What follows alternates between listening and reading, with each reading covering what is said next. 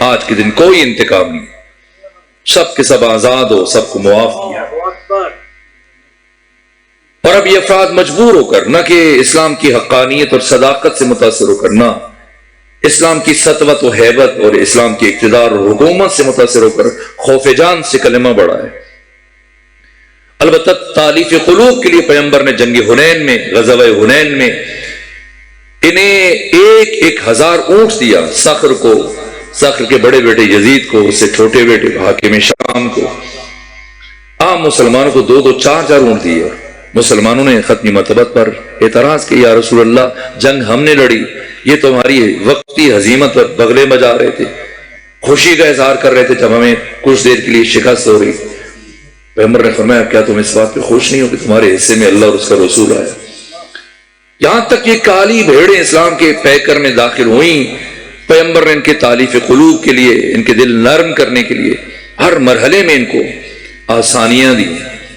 اب دیکھیں باقی صحابہ جنہوں نے جنگیں لڑی، قربان ہوئے زحمت کی حنین میں، 2 4 اونٹ، باپ کو ادھر دیکھیں 1000 اونٹ باپ کو دیا، صخر کو، ابو سفیان کو، بیٹوں کو 1000 اونٹ۔ اس کے علاوہ بھی ایک الگ موضوع ہے،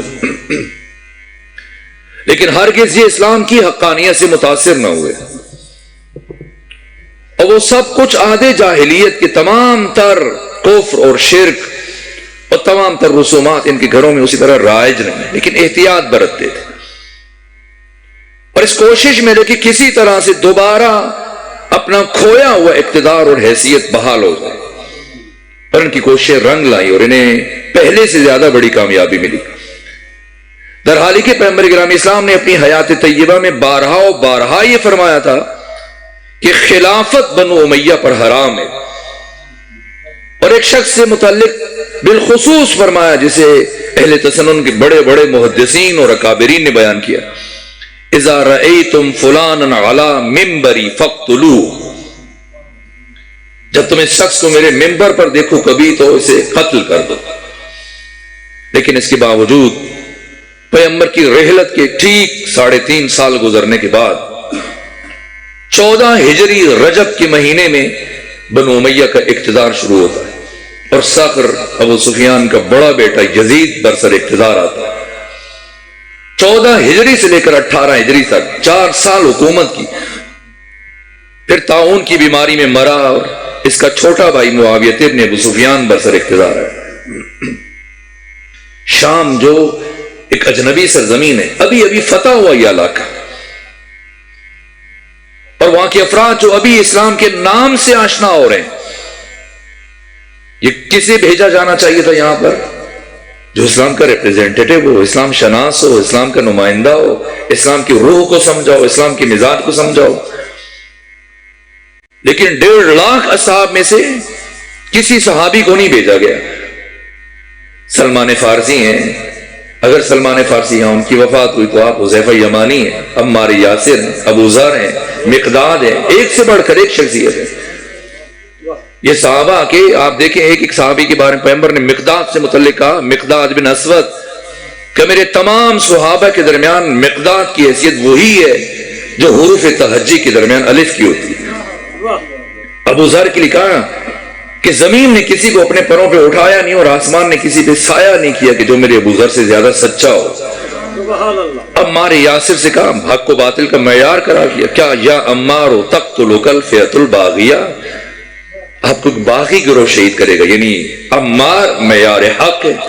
بے شک بے شک۔ جناب سلمان کو عزت و شرف عطا کیا کہ منا اہل البیت کی سند جاری فرمایا۔ عبداللہ ابن عباس ہیں، حذیفہ یمانی ہیں، عبداللہ ابن مسعود ہیں، تمام شخصیات کو چھوڑ کر اس فرد کو چنا گیا ہے شام کے لیے جسے یہ نہیں پتا تھا کہ اسلام سین سے لکھا جاتا ہے یا صاد سے لکھا جاتا ہے۔ یہ تو بہادر ہے، عالم دین تشریف فرما۔ ابھی آپ نے کچھ لمحے پہلے 1 گھنٹہ 1.5 گھنٹہ پہلے نماز مغرب پڑھی۔ اگر سید صاحب آپ سے کہیں کہ میری مجبوری ہے، میں نے کسی دوسرے شہر میں سفر کرنا ہے، اور اب 5 منٹ پہلے نماز پڑھ لیں آج مغرب کی، یا کوئی دوسری نماز 5 چھوڑی آپ کہیں 2 منٹ پہلے پڑھ لیں، ابھی سورج غروب نہیں ہوا ہے، وقت داخل ہوا تو 2 منٹ میری خاطر 2 منٹ پہلے پڑھیں۔ شاید آپ ان کی بات نہ مانیں، اگر عراق سے سید علی حسینی سیستانی آ جائیں یا ایران سے سید علی خامنہئی آ جائیں، ایت اللہ وحید خراسانی، ایت اللہ جواد تبریزی، نوری حمدانی، مکارم شیرازی، جعفر سبحانی، کوئی بڑے فقیہ مجتہد آئیں، مرجع آئیں، آکے کہیں بس 2 منٹ پہلے میری خاطر نماز پڑھیں گے، کوئی بچہ بھی نہیں پڑھے گا۔ اب آپ مجھے بتائیں، جب آپ ایک نماز 2 منٹ پہلے پڑھنے کے لیے تیار نہیں ہے، شام کا مسلمان نماز جمعہ 2 دن پہلے پڑھنے کی کیسے تیار ہو؟ پڑھانا عجیب نہیں ہے، عجیب یہ ہے کہ خود جب پڑھائی کی تو کسی ایک فرد نے اعتراض نہیں کیا۔ کیوں نہیں کیا؟ اس لیے نہیں کیا کہ الناس علی دین ملوک، لوگ جو حاکم کو دیکھتے ہیں اس سمجھتے ہیں یہی دین ہے، اور وہاں تو یہ اسلام کے ریپریزنٹیٹیو بن کے گئے۔ ابھی شام فتح ہوا ہے، 14 ہجری رجب میں شام فتح ہوا ہے، اور کسے جا کے بٹھایا گیا؟ بنو امیہ، اور جو بنو امیہ کا عمل تھا اسی کو اسلام سمجھا جا رہا تھا، اور اب یہاں سے اقتدار بڑھ رہا ہے مسلسل۔ 4 سال گزرنے کے بعد 18 ہجری میں یزید بن صخر کی وفات ہوئی ہے، اور یزید کا چھوٹا بھائی برسر اقتدار ہے۔ 18 سے لے کر 23 ہجری تک مسلسل 10 سال یا کم و بیش، یہ 5 سال بن جاتا یہ حکومت کی شام کو۔ اور 23 ہجری میں جب عثمان بن عفان خلیفہ سیوم کو حکومت ملتی ہے تو پورا شام اور کنسرین اور فلسطین اور لبنان اور شامات اور بیروت، یہ تمام خطہ اٹھا کر سارے کا سارا حاکم شام کو دیا جا رہا ہے، اور 36 ہجری تک 12 سال وفاق کے بعد، مرکز کے بعد اتنی بڑی سرزمین پہ حکومت کی ہے۔ اور 36 ہجری میں جب خلیفہ سیوم کو قتل کیا گیا اور علی ابن ابی طالب برسر اقتدار آئے، تو حضرت نے قلم ہاتھ میں لینے کے بعد جو سب سے پہلی تحریر لکھی ہے وہ حاکم شام کا عزل تھا، اس کو عہدے سے ہٹایا۔ اور یہ تحریر جب مالک یسر نخعی جو آپ کی فوج کے جرنیل سپہ سالار تھے، باقی افراد نگاہ پڑی، کہا حضرت کچھ دن رک جائیں، مرکز کو مضبوط کریں، وفاق کو مضبوط کریں، ابھی صوبوں میں ہاتھ نہ ڈالیں، یہ شخص آپ کے لیے پریشانیاں پیدا کرے گا، مشکلات بڑھ جائیں گی، آپ کے اوپر جنگیں مسلط کی جائیں گی۔ حضرت نے فرمایا کہ میں ایک دن کے لیے بھی باطل اور طاغوت کو تحمل نہیں کر سکتا، چاہے مجھے کتنا بھاری نقصان برداشت کرنا پڑے۔ کیا بات۔ چنانچہ پھر جنگوں کا سلسلہ شروع ہوا ہے، جمل، صفین، نہروان، 5.25 سال مسلسل علی کی حکومت کے جنگوں میں گزر گئے، اور یہیں سے پھر حضرت کی شہادت ہوئی ہے۔ اور 7 مہینے 25 دن امام حسن مجتبیٰ نے خلافت کی، باقی کے 9 سال آپ نے حزب اختلاف میں گزارے۔ پھر اسی فرد نے امام حسن کو بھی شہید کروایا، جس فرد نے مولا متقیان کو شہید کروایا، اور اب امام حسین کی حکومت امامت شروع ہو رہی ہے، جو 11.25 سالوں پر مشتمل ہے۔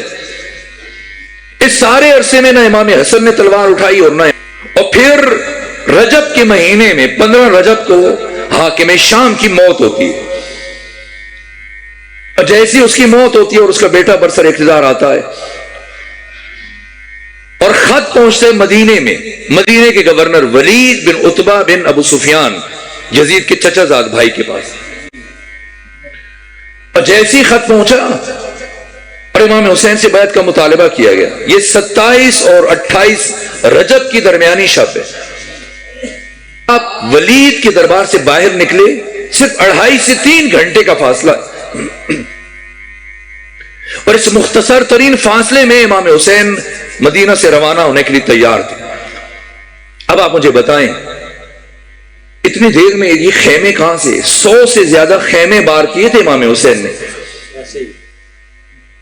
100 کے قریب مشکوں کو بار کیا گیا، باقی خوراک کو بار کیا گیا، سامان حرب و ضرب کو رکھا گیا، بچے ہیں، جوان ہیں، خواتین، سب کو سوار کرایا جا رہا ہے۔ یہ راتوں رات کیسے تیاری ہوئی؟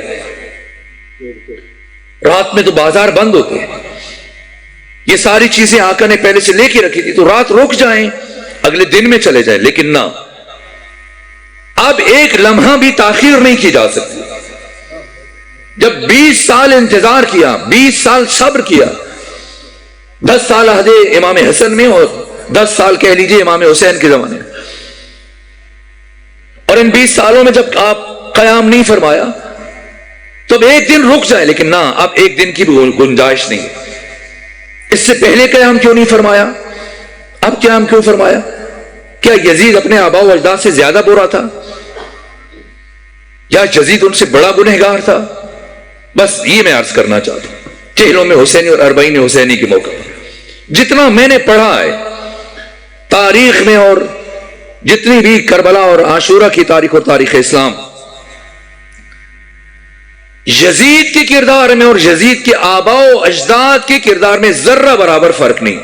واہ، جو کچھ یزید کرتا تھا وہ سب پہلے سے ہو رہا تھا، ایسے نہیں تھا کہ یزید نے آ کر کچھ نیا شروع کیا۔ عام طور پر جب بات شروع ہوتی ہے یزید ایسا تھا، یزید ایسا تھا، اور لوگ سمجھنا شروع کرتے ہیں شاید باقی بنو ہاشم دودھ کے دھولے تھے، وہ بڑے نیک تھے، زاہد تھے، نمازی تھے، پرہیزگار تھے۔ نہ، یہ سب کے سب ایسے تھے، ہر فرد اسی کردار کا حامل تھا۔ اگر یزید تارک الصلاۃ تھا تو یہ رسم عام تھی بنو امیہ، اگر یہ ریشم پہنتا تھا سب ریشم پہنتے تھے، یزید کا باپ بھی ریشم پہنتا تھا۔ اگر یزید سونے چاندی کے برتن میں کھاتا تھا، یزید کے باپ دادا وہ سب یہ سونے چاندی کے برتنوں میں کھاتے تھے۔ شام میں یہی دسترخوان پر سونے اور چاندی کے برتن استعمال ہوتے تھے، پڑھ لیجئے، سب کتابوں میں لکھا ہوا ہے۔ اگر یزید حدود خدا سے تجاوز کرتا تھا، خلاف فطرت افعال کا ارتکاب کرتا تھا، باقی سب بھی کرتے تھے۔ امام احمد ابن حنبل نے اپنی مسند کی 5ویں جلد میں یہ بات لکھی ہے۔ احمد ابن حنبل 2.5 لاکھ حدیث کے حافظ، ائمہ اربعہ میں سے وہ عظیم الشان شخصیت ہیں۔ 241 میں وفات ہوئی، اپنی مسند کی 5ویں جلد میں لکھا، بریدہ اسلمی صحابی رسول اپنے بیٹے کے ہمراہ حاکم شام کے دسترخوان پر کھانے کے لیے گئے، دن کا وقت تھا اور شراب چل رہا تھا، باقی چیزیں بھی، اور وہی سونے چاندی کے برتن، وہی ریشم، سب چیزیں۔ اور جب باقی لوگ پی رہے تھے تو بریدہ نے شراب کی طرف ہاتھ نہیں بڑھایا۔ حاکم شام نے کہا کہ آپ کیوں نہیں پی رہے، کیوں نہیں استعمال کر رہے؟ تو یہ جملے لکھے امام احمد ابن حنبل، ما شربت منذ حرمہ رسول اللہ، جب سے رسول اسلام نے شراب کو حرام قرار دیا میں نے کبھی شراب کو ہاتھ نہیں لگایا۔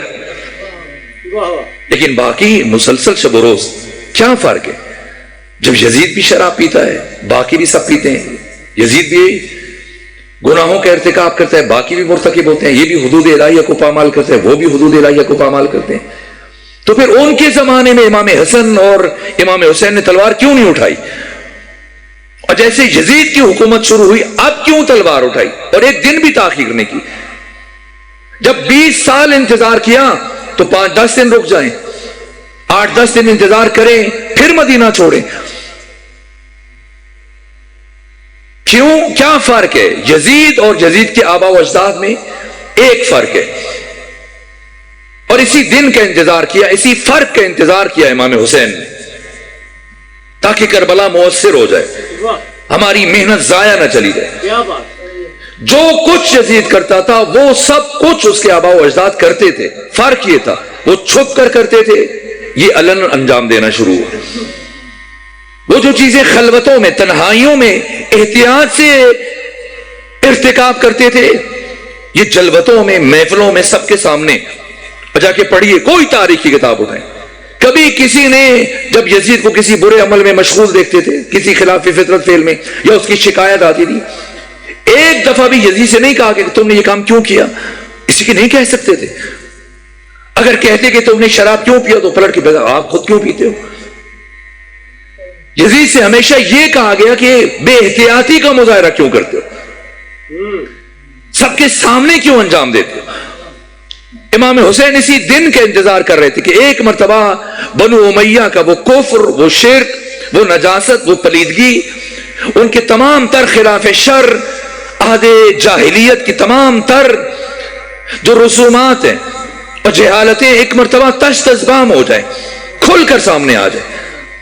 اور جیسے اب یزید آیا سامنے تو اب ایک لمحے کی تاخیر بھی گوارا نہیں کی، وہ چلے، مدینے سے چلے، اور پھر مکہ ہے۔ میں نے باقی مقامات پر اس حکمت کو بیان کیا، میں چاہتا ہوں وہاں سے اب آگے بڑھوں۔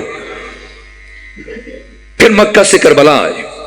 یہ پورا سفر کبھی پھر توفیق ہوگی تو میں بھی تفصیل عرض کروں گا کہ کس مقام سے کون سی شخصیت آپ کے ساتھ شامل ہوئی ہیں اور کن کن شخصیات کا انتخاب کیا, کس مقام پہ کتنا رکے, یہ بھی تفصیل بیان ہونا چاہیے. اور پھر آپ کربلا آئے. وہ مقام کے ازل سے اس جگہ کو حسین کے لیے منتخب کیا گیا, اور جب اس مقام پہ آئے تو آپ کے گھوڑے نے ٹھوکر کھائی تو آگے بڑھنے سے انکار کیا. یہ سید ابن طاؤس نے ہمارے معتبر ترین مقتل اللحوف میں لکھا ہے. اور جب گھوڑا آگے نہیں بڑھا تو حضرت نے اپنے بھائی عباس سے کہا ایک اور اپنا گھوڑا لے آئی. حضرت اس پہ سوار ہوئے اور وہ بھی اس مقام سے آگے نہیں بڑھے. 7 گھوڑے تبدیل کیے. اور جب سب آگے بڑھنے کے لیے آمادہ نہیں ہے, کہیں کیا جگہ ہے, بتایا گیا کہ اس کو نینوا کہتے ہیں. پوچھا اور نام, کہاں شاطی البحر کہتے ہیں, اور نام بتائے گئے. بنو اسد کے ایک بزرگ نے کہا کہ اس جگہ کربلا بھی کہتے ہیں. فرمایا ہم یہیں پر قیام کریں. ہاں ہونا یوز بہو اطفال ہونا, اسی مقام پر ہمارے بچوں کو ذبح کیا جائے. اب سمجھنا ہے کرب مقامات پر بھی تفصیل بیان کیا. خود پیغمبر گرامی اسلام کے وہ کلمات اور جسے اہل سنت علماء نے کے وہ کلمات اور جسے اہل سنت علماء نے بیان کیا. عاشور کربلا میں حسین ابن علی, ایک سلامات بھیجیے خاندان فاطمہ پر.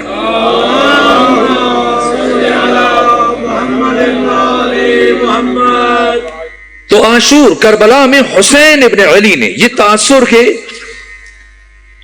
یزیدیوں نے حسین ابن علی کو گھیرا, نہ ایسا نہیں ہے, بالکل اس کے برعکس ہے. کبھی موقع ملے گا تو میں آپ کی خدمت میں عرض کروں گا.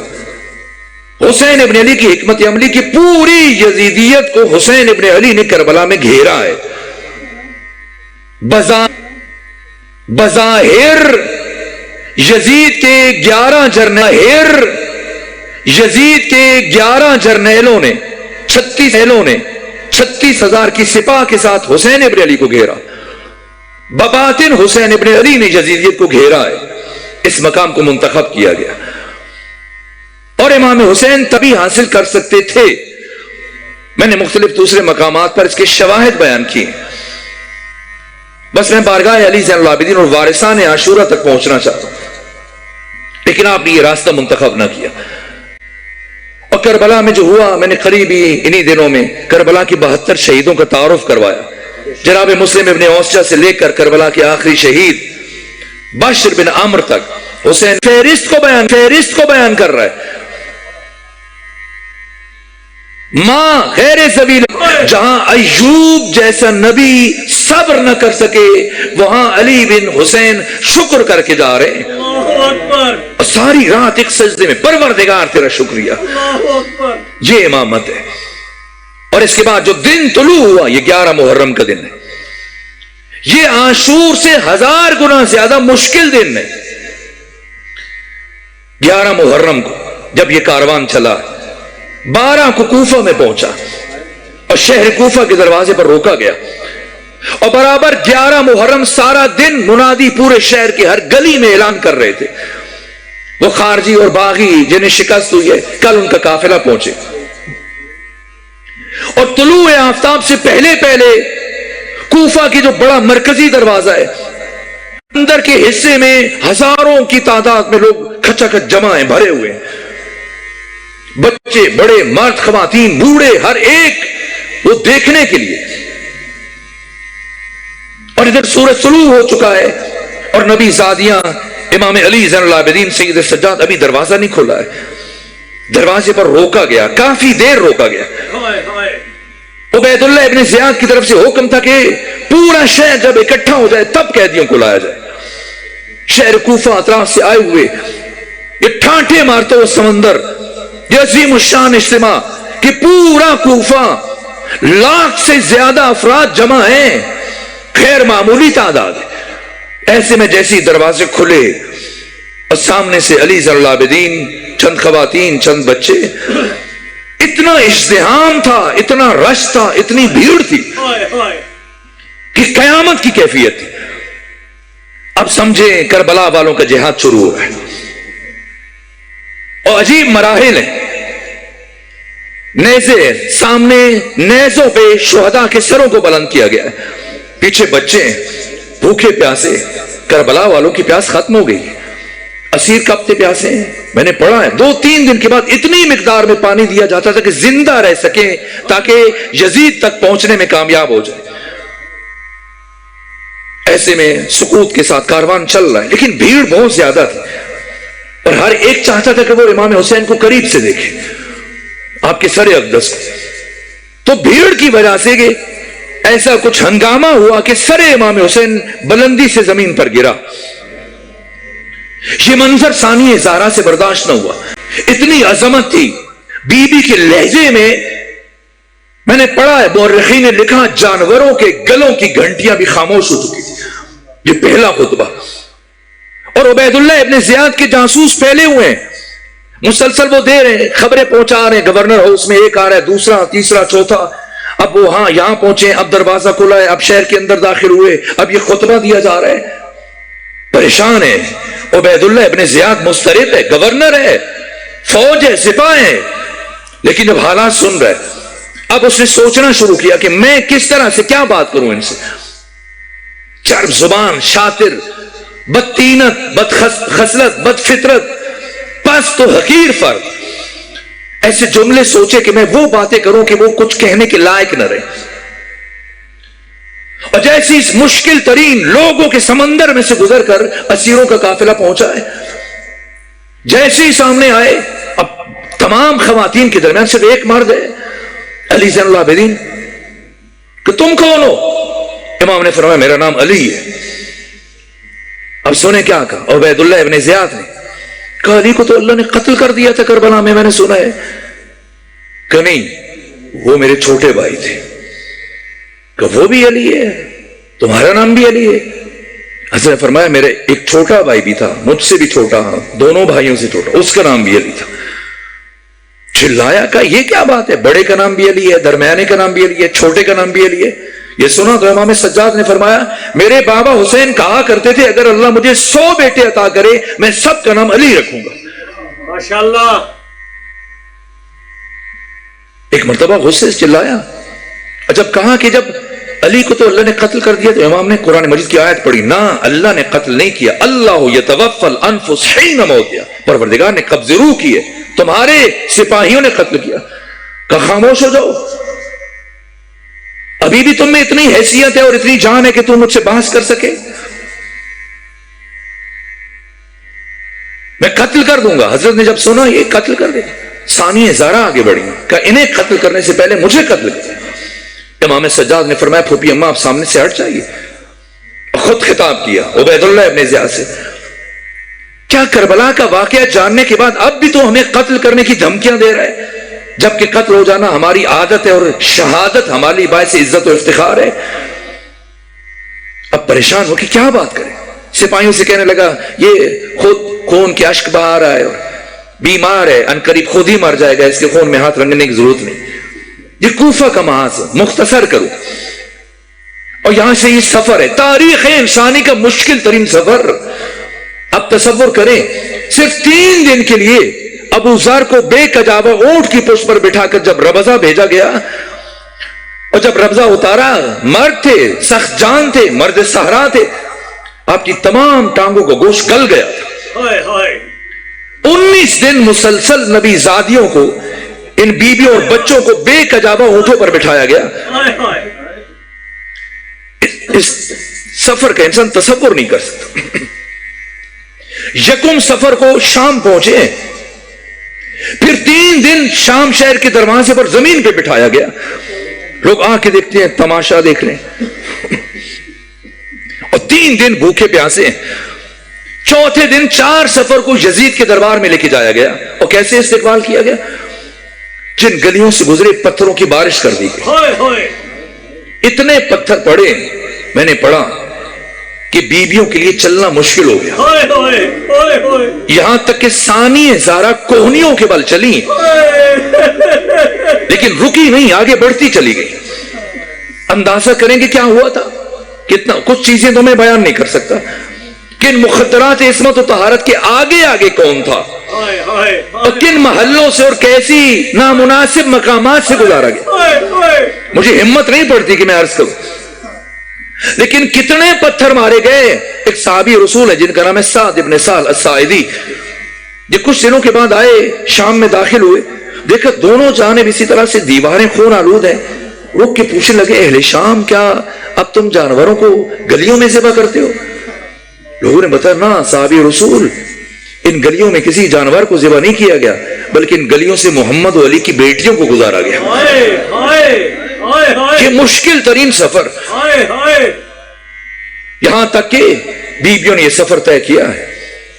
اور پہلی مرتبہ سارے سفر میں اب تک ثانیہ زارہ نے نہ ایک دفعہ کا قافلہ روکو، نہ کہا یہاں پر رک جاؤ، نہ کہا کہیں پر ٹھہریے. یہ پہلا مرحلہ ہے. یزید کے دربار کے دروازے پر ثانیہ زارہ زمین پر بیٹھی. یہ غیر معمولی بات ہے. 1,24,000 انبیاء کی محنتوں کو بچایا ہے حسین نے. وقت نہیں تھا ورنہ میں تمہید شروع کی تھی، لیکن باتیں میں نے چھوڑ دی تھی. اور اب حسین کی محنت کی بقا منحصر ہے ان دو ہستیوں میں. اب سمجھیں کہاں علی زین العابدین کیا کردار ادا کرتے ہیں، کہاں ثانیہ زہرا کردار ادا کرتے ہیں. زمین پر بیٹھی ہوں، سید سجاد آگے بڑھے، پھوپھی اماں تھک گئی ہیں، گھبرا گئی ہیں، پریشان ہیں. فرمایا نہیں. کہا پھوپھی اماں کیوں بیٹھی ہیں؟ کہا سجاد آج سے 20 سال پہلے جب میرے بابا علی کے سر پہ ضرب لگی تھی، وقت آخر میرے بابا نے قریب بلا کر سب بچوں کو وصیتیں کی اور سب سے آخر میں مجھے وصیت کی تھی. میرے کان میں کچھ کہا اور پھر میرے بابا کی شہادت ہو گئی تھی. اور شہادت کے بعد پھر 20 سال گزر گئے. بنو ہاشم کی خواتین مسلسل مجھ سے پوچھا کرتی تھی بی بی بتائیں آپ کے بابا نے آپ سے کیا کہا. میں نے کبھی کسی کو کچھ نہیں بتایا، آج پہلی مرتبہ آپ کو بتانے لگے. تب میرے بابا نے مجھ سے کہا تھا اے میری بیٹی زینب، تجھے اپنی زندگی میں ایک دن ننگے سر یزید جیسے شرابی کے دربار میں جانا پڑے. ہائے ہائے اور بیٹی زینب جب ایسا وقت آ جائے تو گھبرانا نہیں، پریشان نہ ہونا. میں علی وعدہ کرتا ہوں میں آؤں گا تجھے اپنے ساتھ لے کے جاؤں گا. سجاد نے گھبرائی نہیں، بابا علی کا انتظار کر رہے ہیں. کچھ لمحے گزرے اور ثانیہ زہرا اٹھی. یہ کہتی اٹھی السلام علیکم یا ابتا، السلام علیکم یا امیر المومنین. بچے یہ جوان سوچیں گے کہ کیوں آقا نے اس مرحلے کے لیے کیوں اپنی بیٹی سے وعدہ کیا تھا. کسی اور مرحلے کے لیے تدفین کے لیے لے کے جائیں گے سیدہ کو. امام حسن آئے، امام حسین آئے. آخر میں جناب فضہ سے کہا میری بیٹی زینب کبریٰ سے کہیں آ کر ماں کو مل لیں. تو ثانیہ زہرا نے کیا جواب دیا تھا؟ فرمایا تھا اماں فضہ پہلے بابا سے کہیں وہ حجرے سے باہر تشریف لے جائیں، اس لیے کہ جب میں اپنی ماں کی میت پر آؤں گی مبادا روتے ہوئے، مجھے گریہ کرتے ہوئے، مجھے اپنی غذا کا خیال نہ رہے اور میرے سر سے چادر سرک جائے تو مجھے ایسی حالت میں اپنے بابا کے سامنے جاتے ہوئے شرم محسوس ہو. اب خود سوچئے گا جو بی بی 5 برس کی عمر میں اپنے بابا کے سامنے جاتے ہوئے شرم محسوس کر رہی ہے، ننگے سر یزید جیسے شرابی کے دربار میں کیسے جائے. علی جانتے تھے میری بیٹی زینب کے لیے یہ قیامت کا مرحلہ ہوگا، اور مبادا کہیں ایسے نہ ہو کہ یزید کے دربار میں پہنچ کر میری بیٹی زینب کا جگر پھٹ نہ جائے.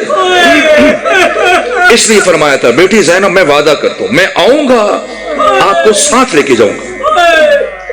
اب جو بی بی اٹھی ہیں اور یزید کے دربار میں داخل ہو، میں اس کیفیت کو بیان نہیں کر سکتا. اللہ لے جلال زینب بنت علی اس ہیبت و شان و سطوت کے ساتھ اٹھی ہیں. 3 بر اعظموں کے حکمران کا دربار ہے اور پورے ملکوں سے سفیر بلائے ہوئے ہیں، گورنر بلائے ہوئے ہیں، سردار بلائے ہوئے ہیں، خواص بلائے ہوئے ہیں. 900 کرسیاں لگی ہیں، جرنیل ہیں، سپاہی کھڑے ہیں ننگی تلواریں ہاتھوں میں لیے ہوئے. یزید فتح کے نشے میں مست ہے، حکومت کے نشے میں مست ہے، اقتدار کے نشے میں مست ہے، شراب کے نشے میں مست ہے. ایسے عالم میں جب بیبیوں کو لے کے جایا جا رہا تھا تو یہ سوچ رہا تھا جب یہ بے کس بیویاں اور بچے میرے دربار میں آئیں گے، سب کے سب جھک جھک کر مجھ سے رحم کی اپیل کریں گے، معافیاں مانگیں گے، سجدہ ریز ہو جائیں گے. لیکن اللہ جلال زینب بنت علی دربار میں داخل ہوئی. پورے سفر میں میرے عزیزوں کربلا سے 1000 گنا زیادہ مشکل مرحلہ ہے. پورے سفر میں ثانیہ زہرا کو ایک بچے سے بھی نہیں کہنا پڑا کہ کام کیوں کیا یا کسی کو روکتے، نہ، یہ تربیتیں پہلے سے ہوئی. تاریخ انسانی کی سب سے بڑی جنگ، کربلا سے 1000 گنا زیادہ مشکل جنگ، یہ قیامت کا مرحلہ تھا. ایک ایک لمحہ تماچے کھائے ہوئے بچے، زخمی بچے، بھوکے بچے، پیاسے بچے، بیوہ خواتین، عظیم ہستیوں کے زخم کھائے ہوئے. ہر بیوی، کسی کا بیٹا شہید ہوا، کسی کا بھائی شہید ہوا، کسی کا باپ شہید ہوا. کائنات کی مظلوم ترین بیویاں، بچے جب یزید کے دربار میں داخل ہوئے اس جرأت اور شان کے ساتھ کہ ساری بیویوں اور بچوں نے حالہ بنائے ہوئے ثانیہ زہرا کے گرد اور پورے جلال کے عالم میں آگے بڑھتے جا رہے ہیں. اور یزید کے تخت کے داہنے جانب اس طرح سے کھڑے ہوئے. ایک مرتبہ یزید ہل کر رہ گیا، بیویوں کے اس دائرے کی طرف دیکھا اور اپنے مشیروں سے کہنے لگا، میں نے سنا ہے ان اسیروں میں علی کی بڑی بیٹی زینب بھی آئی ہے. ایک نے اشارہ کیا، وہ خاتون کھلے بالوں والی جس کے ہاتھ پسے گردن بندھے ہوئے، یہ علی کی بڑی بیٹی زینب ہے. جیسی تعارف ہوا، اب یزید نے اپنا کفر ان ہزاروں لوگوں کے سامنے عیاں کرنا شروع کیا. لعبت بنو ہاشم بالملک ولا خبر جاء ولا وحی نزل. یہ سب بنو ہاشم کا ڈھونگ تھا، کوئی نبی نہیں تھا، کوئی وحی نہیں تھی، کوئی قرآن نہیں تھا، سب جھوٹ تھا. کاش بدر احد میں مرنے والے میرے باپ دادا زندہ ہوتے، دیکھتے میں نے کس طرح ان کے خون کا بدلہ محمد و علی کی بیٹیوں سے لیا. جیسے یہ جملے گئے، ایک مرتبہ جب ثانیہ زہرا سے یہ بات کہی، بی بی نے یزید پہلی مرتبہ سر اٹھایا اور یزید کی طرف دیکھا اور انگشت سے سبابہ اٹھائی کہ یبن الطلقہ. یاد ہے مکہ میں داخل ہوتے ہوئے پیغمبر نے کیا کہا تھا؟ فَاذْهَبُوا فَأَنْتُمُ الطَّلَقَةُ، جاؤ آج ہم نے تمہیں معاف کیا، آزاد کیا. اور ثانیہ زہرا وہی سے بات چھوڑ گیا، یبن الطلقہ، اے ہمارے آزاد کردہ غلاموں کے بیٹے، تو یہ بات کرتا ہے؟ سن یزید، تو علی ابن ابی طالب کی بیٹی کی نگاہ میں اتنا ہیچ ہے، اتنا پست ہے، اتنا کمتر و ذلیل ہے کہ علی کی بیٹی تجھے لائق کی تذکرہ نہیں سمجھتی ہے، تجھے لائق کی گفتگو نہیں سمجھتی. وزن کریں گے اس جملے کا، یہ اتنا بڑا جملہ تھا کہ ایک مرتبہ یزید جیسا شخص ہل کر رہ گیا. اور تمام درباری جو اب تک گھنٹوں سے یزید کے سامنے سر جھکائے اسے خلیفۃ المسلمین کہہ رہے تھے، امیر المومنین کہہ رہے تھے، جیسی بی بی کا یہ جملہ سنا پورے دربار میں سناٹا طاری ہو گیا. کون ہے یہ بی بی؟ 3 بر اعظموں کے حکمران سے اس لہجے میں گفتگو کر رہی ہے. اور پھر پلٹ کر یزید کی طرف دیکھ رہے، اب یزید کیا جواب دے گا؟ لیکن بہت دیر تک یزید سر جھکائے سوچ رہا ہے کیا جواب دے. یزید جیسا چرب زبان شاطر عیار جو بات بات پر فی البدی شعر پڑھتا تھا، کچھ سمجھ نہیں آ رہی کہ کیا جواب دے. اور کافی دیر سوچنے کے بعد جب سر اٹھایا کہ اللہ لعنت کرے ابن مرجانہ پر، اللہ لعنت کرے ابن زیاد پر جس نے حسین کو قتل کر دیا، میں نے تو نہیں کہا تھا. اب ثانیہ زہرا نے دیکھا کہ میرے بھائی کا قاتل اب میرے بھائی کے قتل سے اپنا دامن بچانے کی کوشش کر رہے. اب اس تاریخی خطبے کا آغاز کیا اور پھر ان لفظوں پہ اپنی گفتگو کو روکا. فرمایا، سن یزید، جد قیدک وس اسائک ونصب جہدک واللہ لا تمہو ذکرنا. اے یزید، تو جتنی چالیں چل سکتا ہے چل لے، جتنی کوششیں کر سکتا ہے کر لے، جتنی سازشیں کر سکتا ہے کر لے، جتنے حربے استعمال کر سکتا ہے کر لے. آج تیرے دربار میں علی کی بیٹی اللہ کی قسم کھا کے یہ اعلان کر کے جا رہی ہے تو کبھی ہمارے ذکر کو خاموش نہ کر سکے، اللہ اکبر، تو کبھی میرے نانا کی وحی کو موت کی آغوش میں نہ سلا سکے. یہ دربار ہے، یہ 4 سفر کا دن ہے. اب بس آخری جملہ اس کا، ایک دن کے بعد 5 سفر. اب ثانیہ زہرا نے دربار میں آپ نے خطاب کیا اور امام علی زین العابدین. اگلا مرحلہ مسجد جامع اموی، آپ زیارات کے لیے تشریف لے کے جاتے ہیں، آپ سب بھی گئے ہوں، کتنی وسیع و عریض ہے، ہزاروں لوگ سما جائیں.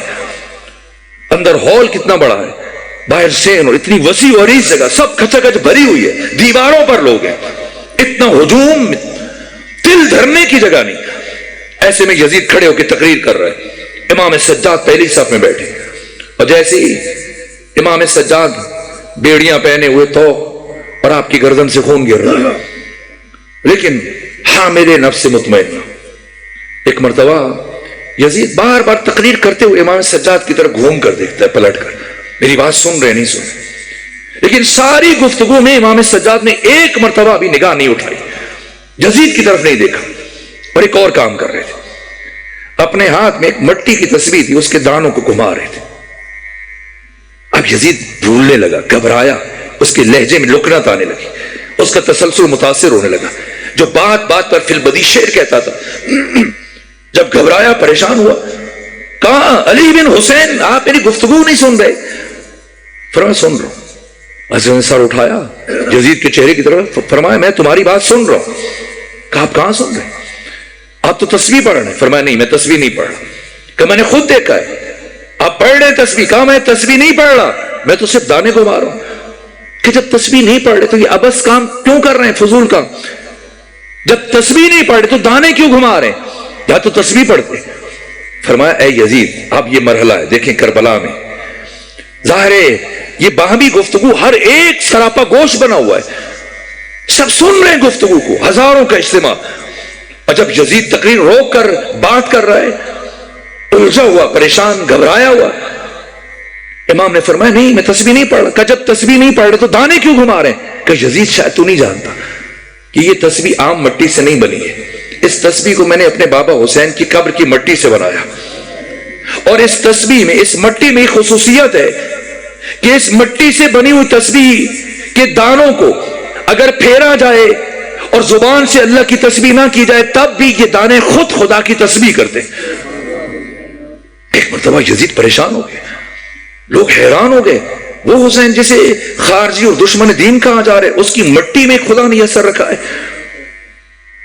اب یزید سے مزید گفتگو کو آگے بڑھانا ممکن نہ رہا، یہاں تک کہ اپنے خطیب سے کہا کہ تم آؤ، آ کے تقریر کرو، ایسی تقریر کہ علی اور حسن و حسین ان پر لعن طعن کرو اور ان کی توہین کرو۔ اس سرکاری خطیب آیا، اس نے وہی باتیں کی، اور جب یہ گفتگو کی اور آخر میں پہنچا تو امام سجاد نے اس خطیب کی طرف دیکھا، فرمایا ایھا الخاطب قد اشتریت مرضات المخلوق بسخط الخالق۔ اے خطیب تو نے لوگوں کی مرضی حاصل کرنے کے لیے خدا کو ناراض کیا، اور کتنا گھاٹے کا سودا کیا۔ فقط تبوأ مقعدک فی النار، تو جہنمی ہو گیا۔ پھر یزید کی طرف دیکھا، فرمایا یا یزید اذن لی حتی ان اسد علی ھذہ الاواد، یزید اجازت دو میں بھی اس لکڑی کے ڈھانچے پر کچھ دیر کے لیے آؤں، گفتگو کروں، واتکلم بکلمات اللہ، خدا کی باتیں کروں، فیہ رضا، جن میں خدا کی رضا ہے، واجرا للحضار، حاضرین کے لیے بھی اجر و فائدہ ہے۔ یزید نے کہا نہیں وقت نہیں بچا، بس یہ میں آخری جملہ، وقت نہیں بچا۔ تو حاضرین جو پچھلی تمام تر گفتگو کی وجہ سے ان کا کنجکاوی اور تجسس عروج پر تھا، چاروں طرف سے ہزاروں آوازیں بلند ہونے لگی، یزید اس قیدی کو اجازت دو، ہم کچھ سننا چاہ رہے ہیں، یہ کیا کہنا چاہتے ہیں۔ جب اصرار بڑا، مجبور ہو کر یزید نے کہا ٹھیک ہے آپ کچھ بات کر لیجئے۔ امام آئے ہو جو خطبہ دیا، فرمایا پہچانو کون؟ من عرفنی فقد عرفنی، جو مجھے جانتا ہے سو جانتا ہے، ومن لم یعرف انا اعرف، جو نہیں جانتا میں خود اسے پہچانواتا ہوں۔ کون میں؟ انا ابن مکہ و منا، انا ابن زمزم و صفا، انا ابن سدرۃ المنتہا، انا ابن عروۃ الوثقی، انا ابن محمد المصطفیٰ۔ خطبہ دیتے ہوئے اپنے اوصاف کو بیان کیا، پہچانو کون ہیں ہم۔ اوتینا بست وفضلنا بسبع، اللہ نے ہمیں 6 چیزیں عطا کی، العلم والحلم والسماحہ والشجاعہ والفصاحہ والمحبۃ فی قلوب المؤمنین۔ اللہ نے ہمیں 7 فضیلتیں عطا کی، محمد مصطفیٰ ہم میں سے، اسد اللہ اسد الرسول حمزہ سید الشہداء ہم میں سے، صدیق اکبر علی ابن ابی طالب ہم میں سے۔ ایک مرتبہ کیفیتیں بدلنے لگی، بس شرمندہ ہوں، گفتگو پھیل گئی اور وقت بہت ہوا، یہاں تک اتنا آتش بار خطبہ دیا اور کربلا تک پہنچے اور اپنے جد حسین کی شہادت کو بیان کیا۔ یہ وہ مرحلہ تھا جب حضرت نے اپنے گریبان کو چاک کیا، اور یہاں پر جب یزید کو کچھ سمجھ نہ آیا تو اپنے مؤذن سے کہتے اٹھو آذان دو، تاخیر ہو رہی ہے نماز میں۔ مؤذن اٹھا، اس نے آذان شروع کی، امام خاموش ہوئے، اس نے کہا اللہ اکبر. امام نے بلند آواز سے فرمایا اللہ اکبر من ان یوسف. اللہ اس سے بالاتر ہے کہ کوئی اس کی توصیف کر سکے. اس نے کہا اشہد اللہ الہ الا اللہ. امام نے جواباً بلند آواز سے کہا علی زین العابدین اپنے پورے وجود سے گواہی دیتا اور علی زین العابدین کے خون کا ایک ایک ذرہ گواہی دیتا ہے کہ اللہ وحدہ لا شریک ہے. جیسے اس نے کہا اشہد ان محمد رسول اللہ، حضرت نے فرمایا مؤذن تجھے اسی محمد مصطفیٰ کا واسطہ یہی رک جا. جیسے رکا یزید کی طرف متوجہ فرمایا بتا یہ محمد جس کا اذان میں نام لیا جا رہا ہے تمہارا نانا ہے یا میرا نانا؟ ہائے ہائے اگر تو کہے تمہارا نانا ہے تو یقیناً تو جھوٹ بول رہا ہے، اور اگر یہ محمد مصطفیٰ میرا نانا ہے تو بتا اسی محمد مصطفیٰ کی بیٹیوں کو ان نامحرموں کے سامنے بے مکھنوں چادر کیوں لے گیا؟ میرے عزیزوں ایک مرتبہ شام میں انقلاب برپا ہوا، یہاں تک کہ 2/3 اکثریت اٹھ کر چلے گئے، یزید پر لعن طعن شروع ہو گئی. سب کہہ رہے تھے یزید جیسا فاسق نماز پڑھانے کی صلاحیت نہیں رکھتا، اور جو بچے وہ بھی بے دلی کے ساتھ بیٹھے. 1/3 افراد بچ گئے. یہاں پر پھر امام محمد باقر نے اپنا جو جہاد کیا، کیا جہاد تھا، یہاں تک کہ مدینے شام کے اندر انقلاب برپا ہوا اور مسلسل قید خانوں کی باتیں اس طرح سے اہل شام میں عام ہو گئی. جب یزید کو خوف لاحق ہوا کہ مبادا اہل شام بغاوت نہ کر دیں، یہاں تک کہ گھروں سے خواتین اپنے مردوں کو کوستی کہ تم نے کن ہستیوں پر ظلم کیا. ان عجیب کیفیات کے بعد یزید مجبور ہوا امام سجاد کو بلایا، کہا کہ میں آپ کو رہا کرنا چاہتا ہوں. امام سجاد نے سنا، فرمایا میں اپنی پھوپھی سے مشورہ کروں گا. وہ کیا کہتے ہیں؟ آئے امام سجاد، ثانیہ زہرا سے کہا کہ یزید کہتا ہے میں آپ کو رہا کرنا چاہتا ہوں. عجیب ہے، رہائی کا نام سن کے کسی کو خوشی نہیں ہو رہی ہے. اور عجیب جملہ ارشاد فرمایا، شرطیں عائد کی. کہا بیٹا سجادہ یزید سے کہ ہم 3 شرائط پر رہائی قبول کریں گے. پہلی شرط یہ کہ ہمیں نہ بتائیں جو آپ کا مال لوٹا ہے اس کی کیا قیمت ہے، میں دینے کے لیے آماد ہوں. امام سجاد نے فرمایا یزید شاید تجھے علم نہیں ہے اس لوٹ کے مال میں میری دادی فاطمہ زہرا کی چادر بھی شامل ہے. تو میری دادی زہرا کی چادر کی قیمت کہاں سے دے گا؟ کیا میں کوشش کرتا ہوں کہ جس حد تک ممکن ہو سکے لوٹ کا مال اکٹھا کیا جائے. یہاں تک کہ وہ اپنے سپاہیوں کو مامور کیا، چیزوں کو اکٹھا کرتا رہا، اور پھر ایک مرتبہ چادریں باقی چیزیں جو چھنی گئیں روز عاشور ایک ایک کر کے جب اکٹھی کر کے بھیجی. یہ عجیب منظر تھا. وقت نہیں میں تفصیلی مسائل عرض کروں، 2 جملے عرض کروں تاکہ مجلس مکمل ہو جائے. ایک چادروں کی گٹھڑی کھلی اور ہر بیوی اپنی چادر پہچان رہی تھی. ایک چادر جناب ام رباب نے اٹھائی ہے، ایک چادر ام فروا نے اٹھائی ہے، ایک چادر ام لیلہ نے اٹھائی ہے، کوئی چادر جناب فضا نے اٹھائی ہے، ایک چادر ثانیہ زہرا نے اٹھائی. جب سب اپنی اپنی چادریں اٹھا چکے ایک چھوٹی سی چادر اٹھی. چادر تو موجود تھی لیکن چادر اوڑھنے والی اب دنیا میں. یہ جناب سکینہ کی چادر تھی. اتنا درد ہے اہل بیت کے دلوں میں کہ ثانیہ زہرا جس دن شام سے چلی ہیں شام کی خواتین کو جمع کیا. وہ سنیں گے آخری وصیت کیا فرمائی. فرمایا اے شام کی عورتوں، جب کبھی تمہیں اپنے بچوں کے پیار سے فرصت مل جائے تو کبھی کبھی آ کر میری سکینہ کی قبر پر ایک دیا جلا دیا کرو، اس لیے کہ میری سکینہ کو تنہائی سے بڑی وحشت محسوس ہو، تاریکی سے بڑی وحشت محسوس ہو. پھر آئی خبر سکینہ کا پر کہا بیٹی میں کچھ دنوں کے لیے جا رہی ہوں، واپس وعدہ ہے تمہارے پاس لوٹ کے آؤں. بس پھر کاروان روانہ ہوا. 40 حسینی کا موقع ہے، کاروان کربلا پہنچا ہے اور 3 دن گزارنے کے بعد 24 کی صبح میں، آج 24 ہے، 24 کی صبح میں یہ کاروان کربلا سے چلا مدینہ کے لیے.